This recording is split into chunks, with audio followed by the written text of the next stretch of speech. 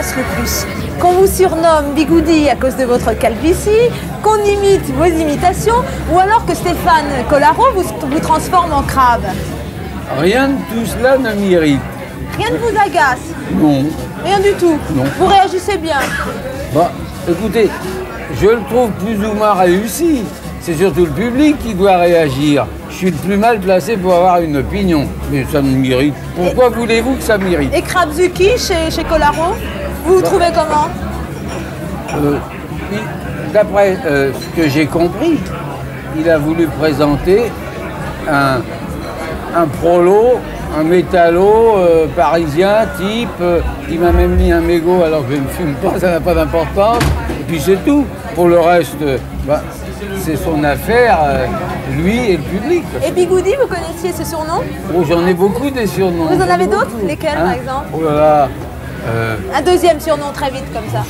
Vous avez vu la une du Matin de Paris la semaine dernière où on parlait du look de la CGT. Alors, quand on lisait l'article, on s'apercevait que c'était juste une manchette de journaliste. Mais est-ce que vous ne croyez pas que le look Krasuki, c'est-à-dire le côté un peu gouailleur comme ça, la casquette, est-ce que vous ne croyez pas que ça peut décourager certaines professions, des cadres, des professeurs, de s'engager, de militer à la CGT? Est-ce que vous ne croyez pas que vous donnez à la CGT finalement un look un peu trop prolo, quoi? Je ne pense pas donner plus spécialement un look prolo qu'autre, je suis comme je suis. Ouais. Ensuite, la CGT, ça ne se ramène pas à une personne ni à son allure. On a la tête qu'on a. Ouais. Et non, il y a l'image qu'on fabrique et puis il y a la réalité des personnes et de l'organisation. Vous me parliez du Matin de Paris, c'était un titre incorrect. Bah oui, qui ne correspondait quand pas on lisait au l'article, texte. on s'apercevait que c'était pas vrai finalement. Oui, mais ça n'était pas innocent. Ouais. Et c'est... non, c'est pas une affaire de justice. J'ai réagi en protestant Ouais. et le Matin de Paris a publié ma protestation. Parce que je tiens à me faire respecter et à faire respecter l'organisation que je représente. Mais enfin, pour en revenir à votre question s'agissant de la diversité des salariés, je me sens représentatif du monde du travail tel qu'il est. D'accord. Vous ne pensez pas que votre look peut empêcher certaines catégories sociales de militer à la CGT? J'ai souvent l'occasion de rencontrer des ingénieurs, des cadres supérieurs, des techniciens bien sûr, des scientifiques.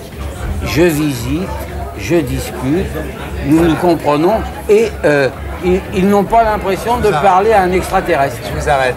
Monsieur Krasuki, je vous donne 3 minutes et vous allez essayer de me convaincre de rentrer à la CGT. Vous avez 3 minutes. Que me dites-vous?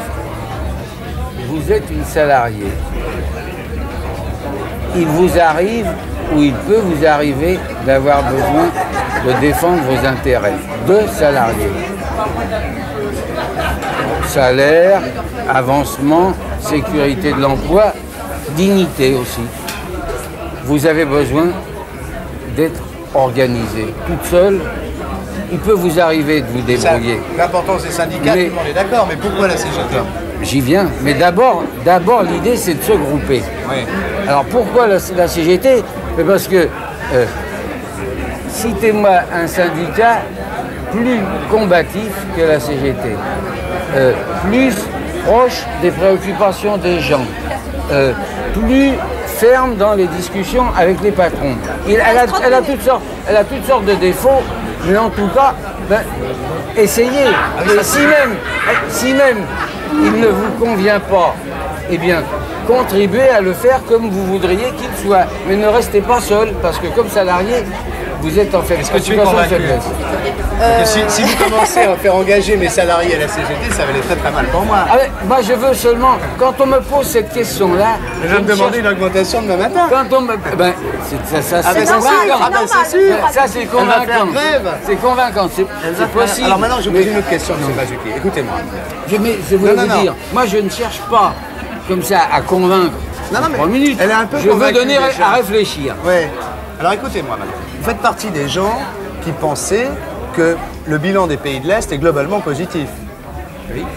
Vous avez participé en septembre 86 à Berlin-Est à une réunion de la FSM, vous êtes un peu réconcilié avec eux. Grand congrès, le 11e, vous êtes un peu réconcilié avec eux et vous êtes maintenant un des vice-présidents de la FSM en compagnie de Roumains, de Bulgares, de Tchèques, de Russes et d'Allemands de l'Est. Alors, vous, puis de beaucoup d'autres, de tous les continents. Alors maintenant, je vous pose une question. Est-ce que vous, Henri Krasuki, aujourd'hui, vous vivriez dans un pays de l'Est?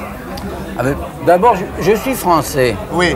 Bon, alors, moi, j'aime bien vivre en France. Oui, d'accord. C'est tout. Alors, parce que ce genre de questions, vous voyez, ça n'a pas beaucoup de sens. Mais non, moi, je vis en France et par contre, j'ai une certaine idée de comment on pourrait vivre mieux en France. Ouais. Mais votre idée de vivre mieux en France, c'est un peu se rapprocher des pays de l'Est quand même. Pas du tout. Pas au sens de copier ce qui se fait dans tel ou tel pays. C'est pas de ça qu'il s'agit.